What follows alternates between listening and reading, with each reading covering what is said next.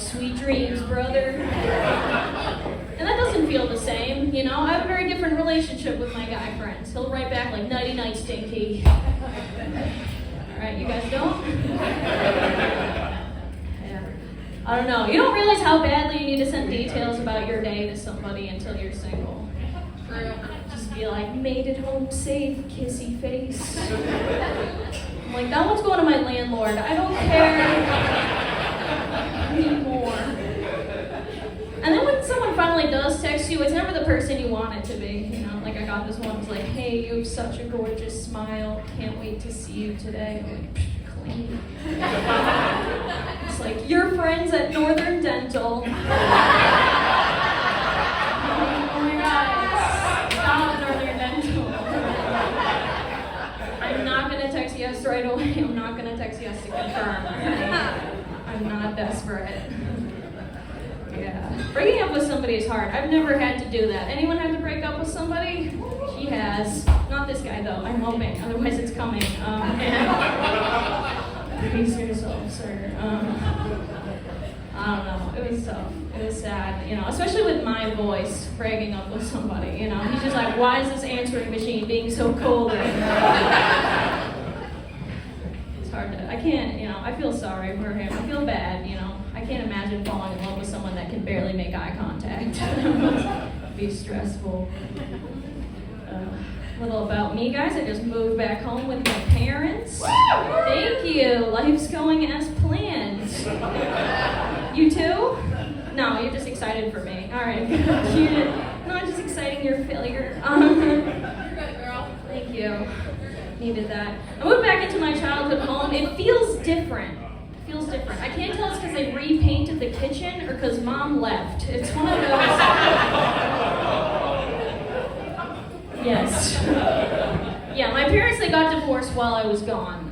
So now it's just me and my dad, and he's doing a lot of redecorating. He's just slowly bringing a lot of like antique fisherman's memorabilia into the house. Because he's a middle-aged man, that's what they do. He's just turning it into a beach house, which I feel like is kind of misleading, you know, because I don't live in Newport, all right? I live deep in the suburbs of Massachusetts. He's got signs hanging up there like sun and sand this way. I'm like, You follow that arrow, you're going to Big Lots.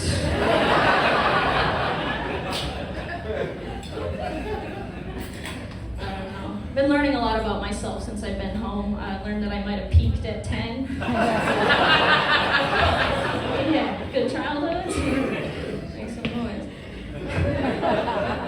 Yeah, because I published a book when I was 10, all right? And now I'm 26. I'm a washed-up child author. I'm in those clickbait articles. It's like, you should see what she looks like now. And you click on it, it's like, she looks exactly the same. Actually, hasn't aged a day. Because moving back home is a trap, you know? You think you're gonna like, oh, I'm gonna save some money, you know, reunite with family, and then next thing you know, you're wearing your high school track sweatshirt getting shut off at a bowling alley. It sneaks up on you. Instead, you're like, oh, I'm gonna move home and save some money. A lot's gonna happen in that time, all right? Yes, she gets it. I don't know. It's tough being in a small town. It can get very isolating. I'm like, I can even drive an hour to Boston, or I could get really good at darts. Those are my 2 options. Get good at darts. Yeah, that's what I did. Not learning a lot about myself, just a lot of pool tricks. Getting pretty good, if anyone wants to face me after this. Before that, I was living in Austin, Texas for 2 years. Yeah, anyone ever drained a savings account? Damn, what a rush. I'll do it again. Gotta rebuild though. By the time I got to the end of that journey, I could only afford like travel-sized toothpaste. You know, it's hard to explain to people why you're buying the small one. I'm like, I just want to try it first, make sure I like the flavor. Just go up to the register with my travel toothpaste, my travel shampoo. Cashier's like, where are you headed? I'm like, I'm hoping to make it to Tuesday.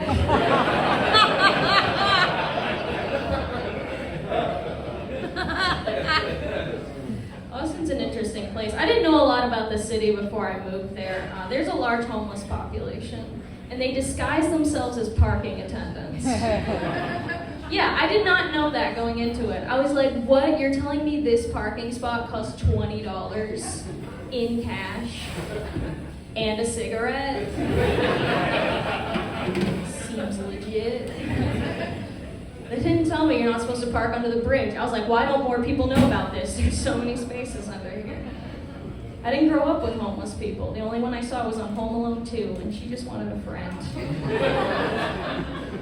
She was just like, you know what'd be great company today? A flock of pigeons and a 9-year-old boy. That was what I needed in my life.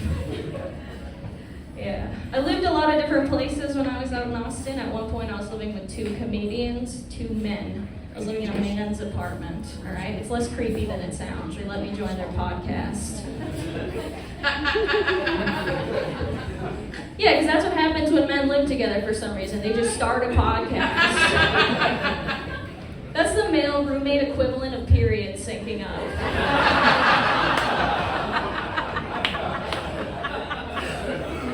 I'm like, you guys have professional lighting and sound equipment, but not hand soap. Yeah, that checks out.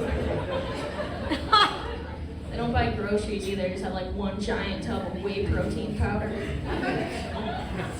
For some reason, always owned by the fattest roommate. It's like, hey man, if you're drinking protein shakes and not working out, that's a milkshake with hope.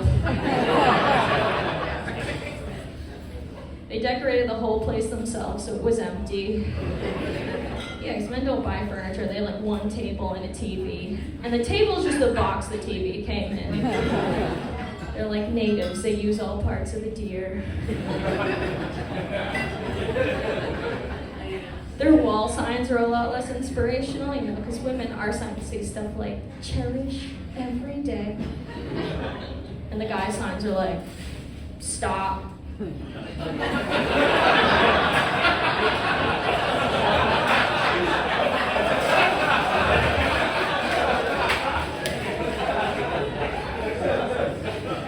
tell you what I did like about it, though. I'll tell you what I did like. There's zero drama. They don't get in like text fights with each other the way women do. You know, I'll give you an example. Your female roommate will send you a picture of food you left out and be like, this is unacceptable. Your guy roommate will send you a picture of food you left out and be like, this is still good, right? And I'm like, hell yeah, brother. Also, sweet dreams. Yeah, I moved into a house with women after that. That was a mistake. First day, she was like, hey, can you put your toaster away? And I knew it was going to be good. Because I've been toaster out my whole life. I didn't know about the toaster community. Right? I don't get that. I don't get why you put your toaster away after you're done using it. Like, I've never gone to bed at night, like, turned off my lamp, and then unplugged it and put it in the closet. Well, we'll need this till tomorrow, so better hide it. They're like, Holly, where's the Keurig? I'm like, I buried it in the backyard. I figured